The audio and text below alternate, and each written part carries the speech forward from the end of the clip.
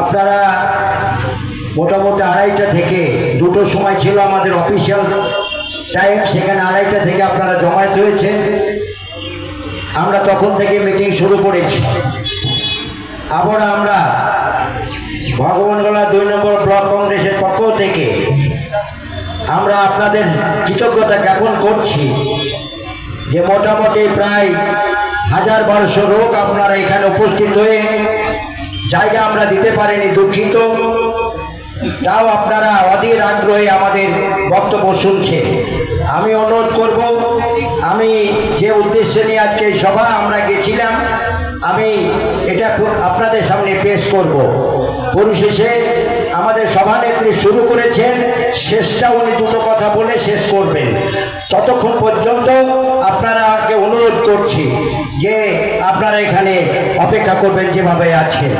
মূলত আজকের মূল বিষয় হচ্ছে এসআইআর আর নিত্য প্রয়োজনীয় জিনিসপত্রের মূল্য বৃদ্ধি। আমি কালকে একটা জিনিস দেখেছি, আপনাদের অত্যন্ত কাজে লাগবে। আমার এটা জানা ছিল না অত তথ্য। একটা সার্চ করতে গিয়ে 1947 সালে নেহরু যখন প্রধানমন্ত্রী হয়েছিলেন, আজ মোদি পর্যন্ত বিশেষ করে পেট্রোলের দাম কি ছিল আপনাদের একটু জানা দরকার। তাই কালকে আমি গুগল সার্চ করে এই তথ্যটা পেয়েছি, আমি নোট করে নিয়ে এসেছি, আপনাদের অত্যন্ত প্রয়োজন হবে, গুরুত্বপূর্ণ। পণ্ডিত জওহরলাল নেহরু যখন প্রধানমন্ত্রী হন তখন পেট্রোলের দাম ছিল 26 পয়সা। 1947 সালে পেট্রোলের দাম ছিল 26 পয়সা। 1964 সালে লাল বাহাদুর শাস্ত্রী যখন প্রধানমন্ত্রী হলেন তখন পেট্রোলের দাম হলো 75 পয়সা। 1966 সালে ইন্দিরা গান্ধী যখন আমাদের প্রধানমন্ত্রী হলেন তখন পেট্রোলের দাম ছিল 80 পয়সা। 1977 সালে মোরারজি দেশাই যখন প্রধানমন্ত্রী হলেন তখন পেট্রোলের দাম ছিল 3.5 টাকা। 1979 সালে চৌধুরী চরণ সিং যখন প্রধানমন্ত্রী হলেন তখন পেট্রোলের দাম ছিল 4 টাকা 40 পয়সা। 1980 সালে আবারও প্রধানমন্ত্রী শ্রীমতী ইন্দিরা গান্ধী প্রধানমন্ত্রী হলেন তখন আবার পেট্রোলের দাম হলো 4 টাকা 41 পয়সা। 1984 সালে রাজীব গান্ধী যখন প্রধানমন্ত্রী হলেন তখন পেট্রোলের দাম ছিল 60 টাকা। 1989 সালে ভিপি সিং যখন প্রধানমন্ত্রী হলেন তখন পেট্রোলের দাম ছিল 8.5 টাকা। 1990 সালে চন্দ্রশেখর যখন প্রধানমন্ত্রী হলেন তখন পেট্রোলের দাম ছিল 12 টাকা 23 পয়সা। 1991 সালে পিভি নরসিমহা রাও যখন প্রধানমন্ত্রী হলেন তখন পেট্রোলের দাম ছিল 14 টাকা 62 পয়সা।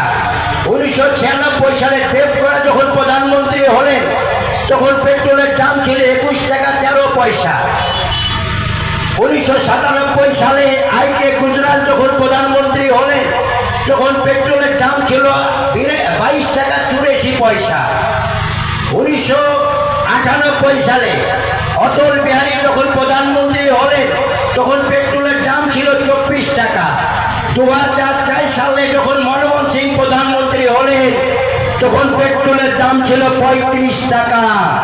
অর্থাৎ 1947 সাল থেকে 2004 পর্যন্ত হিসাব করেন কত বছর হচ্ছে। ওদিকে 53 বছর আর এদিকে 4 বছর, অর্থাৎ প্রায় 56-60 বছরে মাত্র পেট্রোলের দাম হলো 35 টাকা।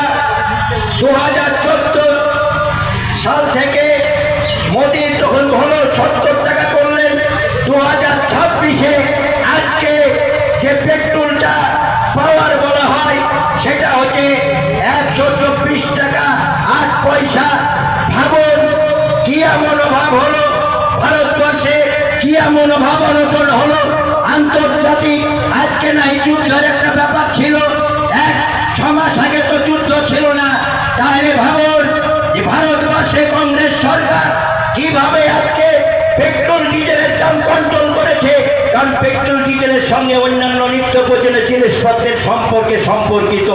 তাই একটা ধারণা দিলাম ভাই, ভারতবর্ষে অনেক নেতৃত্ব বললেন কংগ্রেস ছাড়া আপনাদের পাশে হিন্দু মুসলমান দলিত খ্রিস্টান সর্বধর্ম করিয়ে কংগ্রেস ছাড়া আর একটা ভারতবর্ষে এমন কোনো রাজনৈতিক দল নেই যে সবাই কিনে চলাফেরা করতে পারে। হ্যাঁ, বিজেপি আছে, একটা সাম্প্রদায়িক চাদর আজকে বুলডোজার দিয়ে সারা ভারতবর্ষে বুলডোজার দিয়ে কিভাবে অত্যাচার হচ্ছে। আর একটা ছোট্ট করে বলছি, পরিসংখ্যান দরকার আছে। আজকে গত 19 সালে 2019 সালে ক্যাটেল সেন্সাস হয়েছে, অনেকেই জানেন না, বাড়ির মেয়ে ছেলেরা জানে। এই ক্যাটেল সেন্সাসে পশ্চিমবঙ্গের রিপোর্ট হচ্ছে মেদিনীপুর 2 জেলা এবং বর্ধমানে সব থেকে গরু মহিষের চাষ বেশি হয়। কে বলছে? সরকার সেন্সাসে বলছে। তার মধ্যে 100 ভাগের মধ্যে 70% হিন্দু ভাইয়েরা, ওবিসি হিন্দু ভাইয়েরা। ভালো করে শুনে নিন, কান করে বিজেপি শুনে নিন। ভারতবর্ষে 2019 সালে যে সেন্সাস হয়েছে, সেই সেন্সাসে মেদিনীপুর এবং বর্ধমানে সব থেকে গোপালন বেশি হয় এবং সেখানে 70 ভাগ হিন্দু ভাইয়েরা, ওবিসি যারা, তারা বেশি পালন করে। 3% শিডিউল ট্রাইবস অর্থাৎ সাঁওতাল ভাইয়েরা, আর থাকলো তাহলে 26 বা 27 এইগুলো হচ্ছে জেনারেল কাস্ট। তার মধ্যে জেনারেলের মধ্যে হিন্দু ভাইও আছে, আমরা মুসলমান ভাইও আছি। ফলে আজকে অর্থনৈতিক দিক থেকে ক্ষতিগ্রস্ত, গরু খেতে পারবে না, গরু বেচতে পারবে না। কিন্তু নরেন্দ্র মোদী ভারতবর্ষে পৃথিবীর 2য় বৃহত্তম মাংস রপ্তানিকারী দেশ। আমাদের ইমাম সাহেব ওখানে, আমাদের নাখোদা মসজিদের ইমাম সাহেব বলেছে, প্রথমেই বলেছে, সেই কথাই আমরা সান্ত্বনা, আপনারা সান্ত্বনা পেয়েছেন। আমরা মুসলমানেরা গরু খাবো না, গরু না খাইলে মুসলমান থাকবো না, তা নয়। কোরবানি দিব না, কোরবানি গরু দিতে না পারলে কোরবানি হবে না, তা নয়। কিন্তু মোদী, তুমি যেটা ভারতবর্ষে থেকে প্রতিদিন 67টা দেশে মাংস পাচার করছ, তার মধ্যে ভারতবর্ষ হচ্ছে পৃথিবীর 3য় বৃহত্তম দেশ। আর 2-1 বছরের মধ্যে আমাদের ভারতবর্ষ মাংসতে পৃথিবীর মধ্যে প্রথম হবে। কারণ পৃথিবীর বিভিন্ন দেশ, 67টা দেশ বলছে ভারতবর্ষের গোমাংস এত সুস্বাদু, এত সুস্বাদু যে পৃথিবীর অন্য কোনো দেশে নাই। কারণ আমাদের গোচারণ ভূমিটা বেশি। তাই বন্ধুগণ বলছি, আপনারা আগামী দিনে ভারতীয় জাতীয় কংগ্রেসের এখানে আঞ্জু বেগম ফেল করেছে, কিছু যায় আসেনি। আমাদের অধীর চৌধুরী ফেল করেছে, কিছু যায় আসেনি। আজকে রাহুল গান্ধী প্রধানমন্ত্রী হতে পারছে না, কিছু যায় আসে না। কিন্তু আপনার আমার জাতি ধর্ম নির্বিশেষে যা সর্বনাশ হচ্ছে, পকেট কেটে আদানি আম্বানি কোটি কোটি হাজার হাজার কোটি টাকার মালিক হচ্ছে, এই ক্ষতিপূরণ দেওয়া আগামী দিনে সম্ভব নয়। যেমন বর্তমান মুখ্যমন্ত্রী ইতিহাস, প্রাক্তন মুখ্যমন্ত্রী। তাই এবার আসল জিনিসে আসি, আপনারা আগামী দিনে কংগ্রেস ছাড়া কোনো আঞ্চলিক দলকে আশ্রয় দিবেন না।